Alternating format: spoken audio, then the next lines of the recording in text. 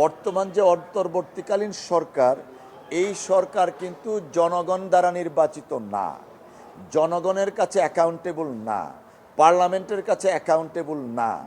যে কারণে ওনারা রাজনৈতিক দলের মতামতের ভিত্তিতে এই সরকার গঠিত হয়েছে।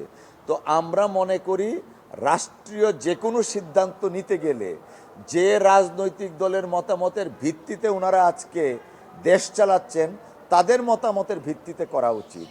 করিডোর বা মানবতা করিডোর এটা একটা রাষ্ট্রীয় পলিসি বিষয়, রাষ্ট্রীয় নিরাপত্তা জড়িত, এবং সেই ক্ষেত্রে সরকারের উচিত রাষ্ট্রের অংশীজন অর্থাৎ প্রত্যেকটা রাজনৈতিক দলের সাথে পরামর্শ করে এই রাষ্ট্রীয় ব্যাপারে সিদ্ধান্ত নেওয়া।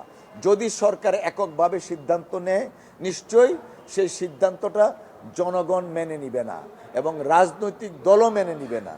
যে রাজনৈতিক দলের সমর্থন নিয়ে ওনারা দেশ চালাচ্ছেন সেই রাজনৈতিক দলের বা দলগুলোর সাথে পরামর্শ ব্যতীত রাষ্ট্রীয় এমন একটা গুরুত্বপূর্ণ সেন্সিটিভ সিদ্ধান্ত নিয়ে নেবেন যেটা রাষ্ট্র নিরাপত্তার সাথে জড়িত, এইটা কোনোভাবেই কাম্য না।